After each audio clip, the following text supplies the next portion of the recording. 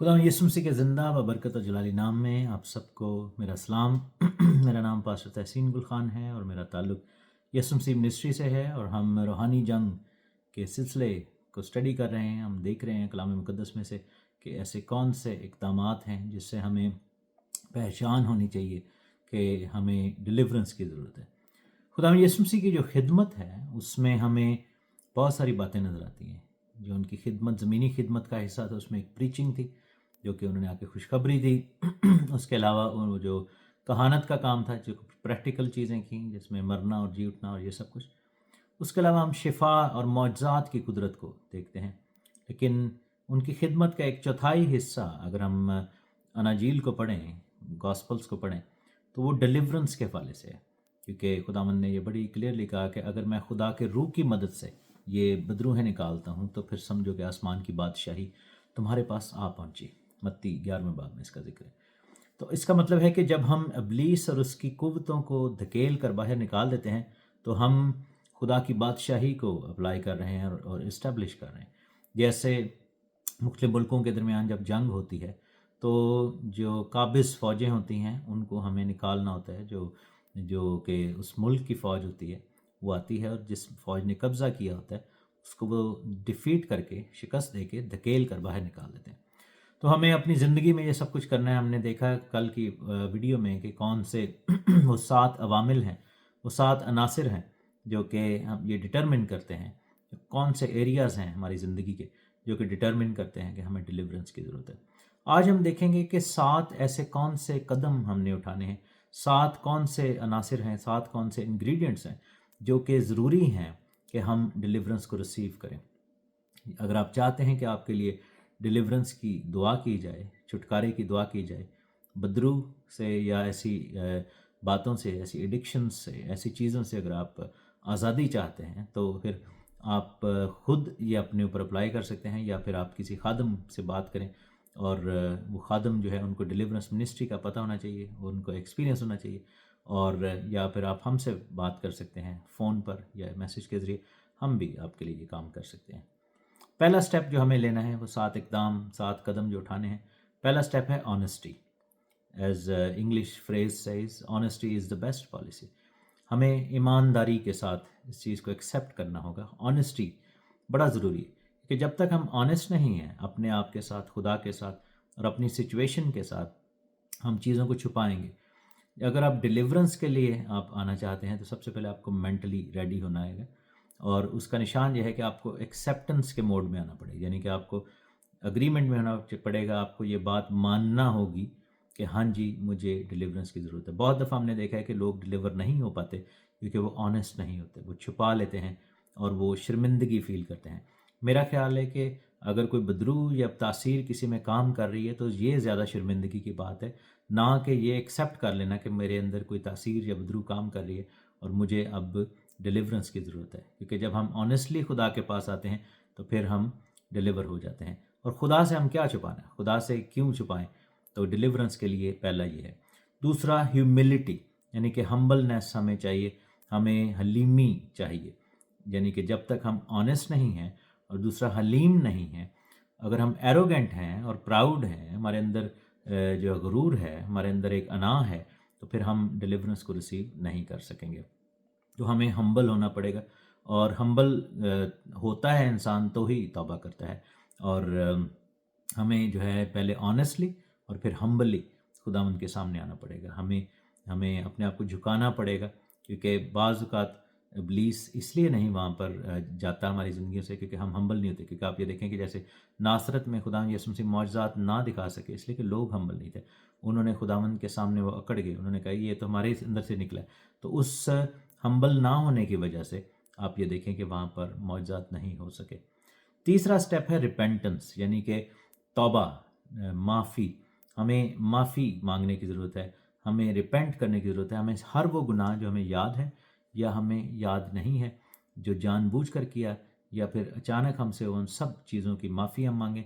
खुदावंद से कहें कि खुदावंद तुम्हें माफ़ कर, उसके मरने और जी उठने पर ईमान लें और उसको अपना बादशाह, उसको मालिक और उसको अपने रूह बदन जान का मालिक और वारिस नहीं, राइट वर्ड, मालिक और क्रिएटर हम जो है वो डिक्लेयर करें क्योंकि जब तक माफ़ी नहीं मांगेंगे, जब तक हम प्लीड गिल्टी नहीं करेंगे, जैसे अदालत में जाते हैं और अगर हम प्लीड गिल्टी कर लें, मीन्स कि हम ये कहें कि हाँ जी हमें प्ली बारगेन दी जाए, यानी हम मान लेते हैं अपना कसूर, तो जज जो है आपको शॉर्टन सेंटेंस देता है, यानी कि आपकी सज़ा कम कर देता है और माफ़ भी कर देता है। तो यहाँ पर जब हम खुदावन से माफ़ी मांगते हैं तो हमें हमारी सज़ाएँ जो है वो माफ़ हो जाती हैं। चौथा है रिनंसिएशन, इसका मतलब है इनकार करना।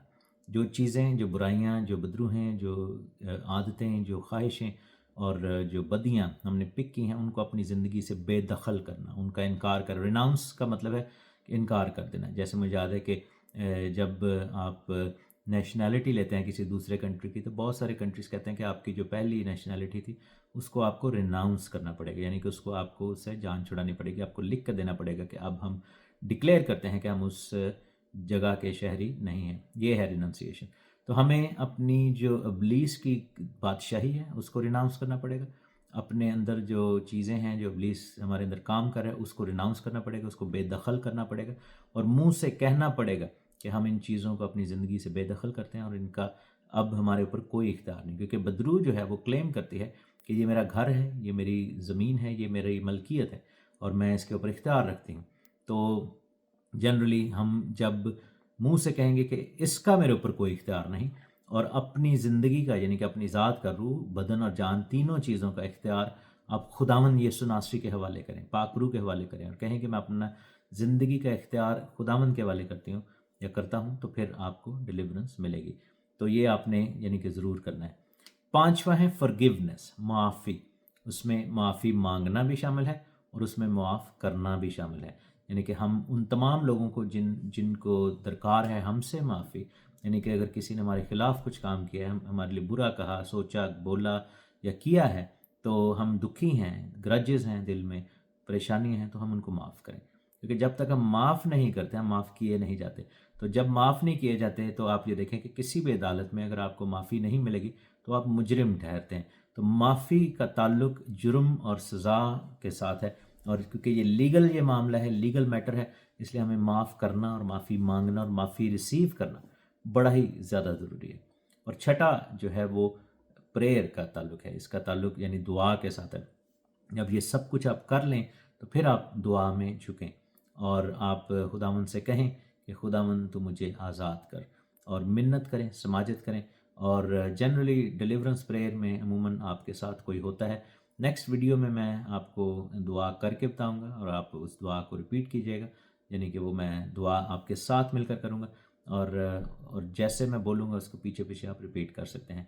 और दुआ में फिर झुकें। जब ये सब कुछ कर लें तो फिर आप खुदावंद से कहें कि ऐ खुदावंद तू मुझे माफ़ कर दिया, मुझे अब तू आज़ाद कर, मैं अपना ये हिस्सा तेरे हवाले करता हूँ। और जनरली कोई अगर खादिम आपके साथ दुआ कर रहे हैं तो वो फिर ये लीड करते हैं और आपके ऊपर हाथ रख के दुआ करते हैं और आपकी ज़िंदगी से बदरू को निकाल देते हैं। और सातवां हिस्सा है वॉरफेयर, यानी कि फिर आप जंग के मोड में आ जाते हैं, रूहानी जंग में हो जाते हैं, जिसमें झिड़कना और बदरू को कह कर निकालना होता है। इस बात के लिए आपको ज़रूरत है कि आप किसी ऐसी टीम या ऐसे खादम के साथ रब्ता करें जो ये काम कर सके। और वॉरफेयर सिर्फ ये नहीं है कि आप उस वक्त जंग करें, मैनिफेस्टेशंस होती हैं इसमें, अमूमन ज़ाहिर हो जाता है, ज़हूर हो जाता है बदरुओं का, और चीखें और ये सब चीज़ें भी होती हैं, आवाज़ें बदल जाती हैं और लोग लोटपोट हो जाते हैं। लेकिन क्या है कि जब वहाँ से आपको आज़ादी मिल जाती है तो वॉरफेयर एक लाइफ स्टाइल है, यानी कि आपकी ज़िंदगी का लाइफ स्टाइल जो है वो रूहानी जंग वाला होना चाहिए। रोज़मर्रा की बुनियाद पर आप जो है वो रूहानी जंग में मुलव्वस रहें और इब्लीस को कॉन्शियसली अपनी ज़िंदगी से निकालें, यानी कि सोच समझ कर एक ऐसी एफर्ट करें कि इब्लीस आपकी ज़िंदगी से जाता रहे। सो हमें ईमानदारी के साथ, हमें हलीमी के साथ आना है, तौबा करके माफ़ी मांगते हुए आना है, और हमें उन तमाम चीज़ों को अपनी ज़िंदगी से बेदखल करना है, रिनाउंस करना है, और हमें माफ़ी करनी भी है और माफ़ी मांगनी भी है, और फिर दुआ में झुकना है। और तब तक दुआ में झुके रहें जब तक आप पूरे तौर पर आज़ाद नहीं होते। और दुआ को एक लाइफ स्टाइल बनाना पड़ेगा, एक रोज़मर्रा की ज़िंदगी की चीज़ बनाना पड़ेगा, और फिर वॉरफेयर में इंगेज होना, यानी कि हमें रूहानी जंग में रोज़मर्रा की बुनियाद पर इंगेज होना है। अगर आपको ज़रूरत है तो आप ज़रूर किसी अच्छे खादम से रब्ता करें। आपके लिए हम दुआ गो हैं। खुदावंद आपको बड़ी बरकत दे। फ़तहमंद मसीही ज़िंदगी को रोज़मर्रा की बुनियाद पर आप जिएँ और खुदावंद के हाथ से बरकत को रिसीव करें। Stay delivered and be delivered. In the name of Jesus Christ of Nazareth. Amen.